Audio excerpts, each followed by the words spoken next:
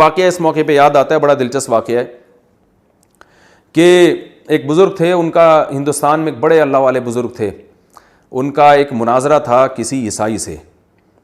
تو دلائل کی دنیا میں وہ عیسائی کمزور پڑ گیا. تو آپ کو پتہ ہے جو دلائل کی دنیا میں کمزور ہوتے ہیں نا، وہ اس قسم کے پھر چیلنج کرتے ہیں، تم یوں کر کے دکھاؤ تو میں یوں کر کے دکھاؤں گا، حالانکہ یہ حق اور باطل کے کوئی معیار نہیں ہے یہ. تو اس عیسائی نے کہا کہ جی چھوڑیں یہ ساری بحث مباحثہ، آپ ایسا کریں کہ میں اپنی کتاب بائبل آگ میں پھینکتا ہوں اور آپ معاذ اللہ نقل کفر قرآن آگ میں پھینکیں. جس کی کتاب بچ گئی نا وہ دین برحق ہے اور وہ کتاب برحق ہے. یعنی میں بھی بائبل آگ میں پھینکتا ہوں، ڈالتا ہوں، اور آپ قرآن رکھیں آگ میں، تو دیکھتے ہیں اگر میری بائبل جلنے سے بچ گئی اس کا مطلب اللہ میرے ساتھ ہے، میرا دین برحق ہے، اور آپ کا قرآن اگر بچ گیا تو اس کا مطلب اللہ آپ کے ساتھ ہے. اب بڑا مجمع تھا لوگوں کا. وہ بزرگ جو تھے، کاش مجھے ان کا نام اس وقت ذہن میں ہوتا، کیونکہ اس وقت میرا ارادہ تو نہیں تھا کہ یہ واقعہ میں بیان کروں گا، تو بیان کے دوران ضمناً آ گیا، ورنہ میں ان کا نام تلاش کر لیتا.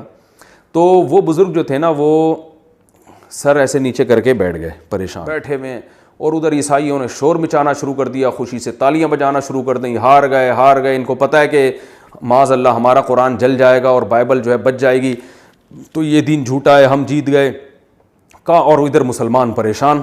عقل تو ہے نہیں نا لوگوں میں کہ یار یہ کون سی پریشانی والی بات ہے، یہ تو دعویٰ ہی غلط ہے. لیکن بعض دفعہ اللہ اپنی قدرت ظاہر کرتے ہیں. وہ کافی دیر سر نیچے، یہ واقعات ہوتے ہیں اہل اللہ کے ساتھ، جو واقعی اللہ والے ہوتے ہیں ان کے ساتھ اللہ بسا اوقات ایسی ایسی مدد کے واقعات کرتے ہیں کہ انسانی عقل حیران ہو جاتی ہے. لیکن یہ کوئی قاعدہ ضابطہ نہیں ہے بہرحال.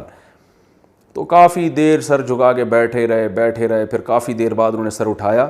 انہوں نے کہا کہ بھائی دیکھو، بات یہ ہے کہ میرے اندر تو یہ طاقت نہیں ہے کہ میں اللہ کے اس کلام کو، جس کے برحق ہونے کا مجھے یقین ہے، میں اس کلام کو اپنے ہاتھوں سے آگ میں پھینک دوں. یہ تمہارا جگرا ہوگا بھائی، ہمارا تو جگرا نہیں ہے. تمہارا جگر ہے کہ تم اللہ کی کتاب کو آگ میں پھینک رہے ہو، میں تو نہیں پھینک سکتا. میں اس کو سینے سے لگا سکتا ہوں. تو ایسا کرو، تم اپنی بائبل کو سینے سے لگاؤ، میں اپنے قرآن کو سینے سے لگاتا ہوں، اور پھر دونوں آگ میں چھلانگ لگاتے ہیں.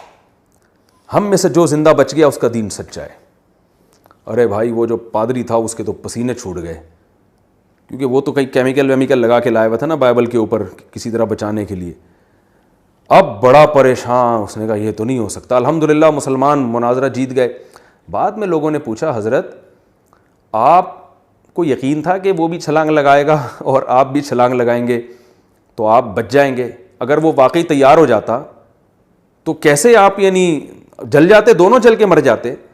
تو انہوں نے پھر بتایا کہ دیکھیں میں نے اللہ کی طرف توجہ کی، میں نے کہ اللہ میں بہت پریشان ہوں. یہ عیسائی جو ہے نا، کیسے لوگوں کا یہ تو عوام تو جاہل ہوتی ہے نا. یعنی جاہل کا مطلب یہ کہ علم کی کمی ہوتی ہے، وہ دلائل کو تھوڑی دیکھتے ہیں، وہ تو کرامتوں اور قصوں کو زیادہ فوکس کرتے ہیں.